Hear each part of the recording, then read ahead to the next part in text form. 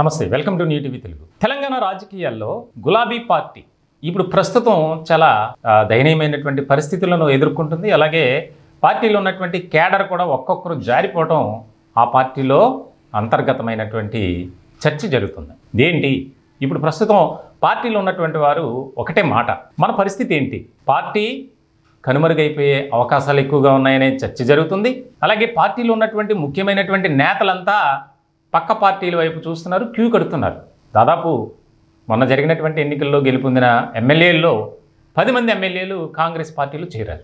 ఇంకా దాదాపుగా ఆ సంఖ్య 10 నుంచి 25కు చేరే అవకాశాలు ఉన్నాయి. అంటే ఇంకొక 15 మంది కాంగ్రెస్ పార్టీ తీర్థం పుచ్చుకోవడానికి సిద్ధంగా ఉన్నారు అనే చర్చ రాజకీయ వర్గాల్లో బాగా జరుగుతుంది. అయితే ఇక్కడ ఏదైతే గత ఎన్నికల్లో ఘోరమైనటువంటి అనుభవం ఎదుర్కొన్నారో ప్రధానంగా బీఆర్ఎస్ నేతలు, అందులోనూ కేసీఆర్, ఇప్పుడు దిద్దుబాటు చర్యల్లో భాగంగా మనం పార్టీని నిలబెట్టుకోవాలి, పార్టీలో ఉన్నటువంటి కేడర్ని కాపాడుకోవాలి. ఇక్కడ ముఖ్యమైనటువంటి టాస్క్ అదే.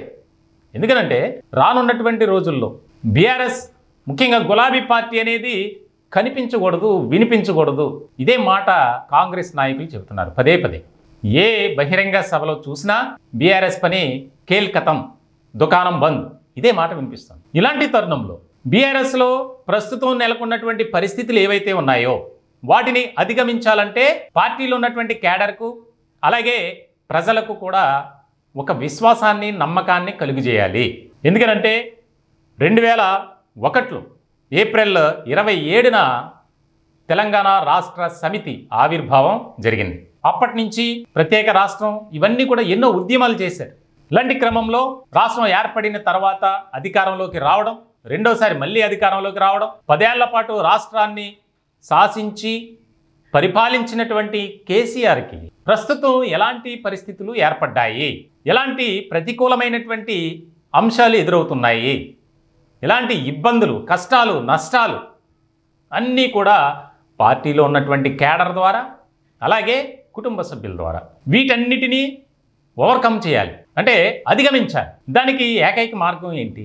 మళ్ళీ పార్టీలో పూర్వపు వైభవాన్ని తీసుకురావాలంటే ఎలాంటి చర్యలు తీసుకుంటే పార్టీని మళ్ళీ మనం పునర్నిర్మిస్తాం అనే టాస్క్, అనే ఒక బిగ్ క్వశ్చన్ అనేది పార్టీలో బాగా రైజ్ అవుతుంది. దీనికి ఎన్నికల ఫలితాల అనంతరం రకరకాలుగా పార్టీ నేతలతో సమావేశాలు ఏర్పాటు చేశారు.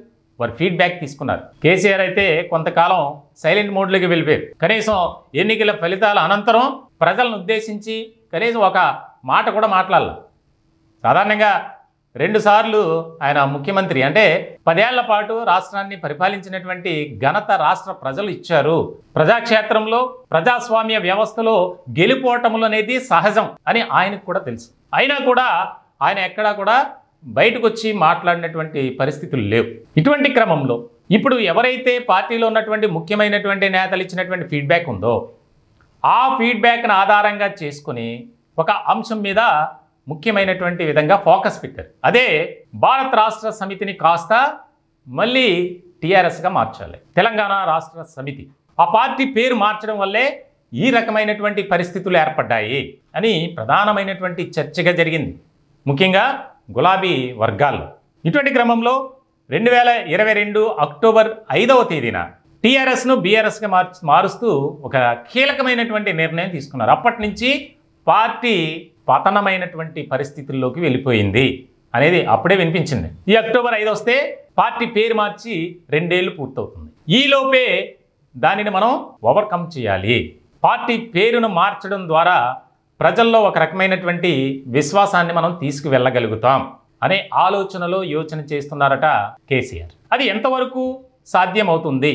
పార్టీ పేరు మార్చుకోవడం ఓకే, ఈజీనే. ఎందుకంటే మళ్ళీ కేంద్ర ఎన్నికల సంఘానికి లేఖ పెట్టుకుంటారు, దానికి సంబంధించినటువంటి పరిస్థితులను ఆ లేఖలో పేర్కొంటారు. వారిష్టం.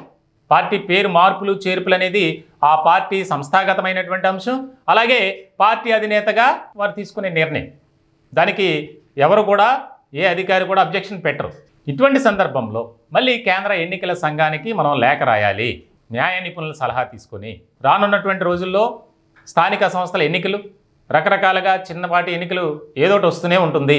కాబట్టి రాష్ట్రంలో గులాబీ పార్టీని ఒక పతాక స్థాయికి తీసుకువెళ్ళాలి, జరిగినటువంటి పరిణామాలను బేరీజు వేసుకొని వెళ్లకుండా, అంటే ఓటమిని మనం విజయం దిశగా ప్రయాణం చేయాలి. దానికి ఏ రకమైనటువంటి కసరత్తు చేయాలి, ఎలాంటి వ్యూహంతో ముందుకు వెళ్ళాలి, ఎలాంటి కార్యాచరణతో మనం రాజకీయాలు చేయాలి అనేది చాలా కీలకమైనటువంటి అంశం. ఇప్పటికే ప్రతిపక్ష హోదా కూడా కోల్పోయేటువంటి పరిస్థితుల్లోకి పార్టీ వెళ్ళే అవకాశాలు కూడా ఉన్నాయి. గత ఎన్నికల్లో కాంగ్రెస్ పార్టీకి ఈ యొక్క గులాబీ పార్టీ ఏ రకమైనటువంటి పరిస్థితి తీసుకువచ్చిందో, అంటే సిఎల్పి అనుభవం మొత్తం బీఆర్ఎస్లో విలీనం చేసినటువంటి పరిస్థితి. కాంగ్రెస్ పార్టీ ద్వారా గెలుపొందిన వారంతా గులాబీ పార్టీలోకి చేరారు. సో దాంతో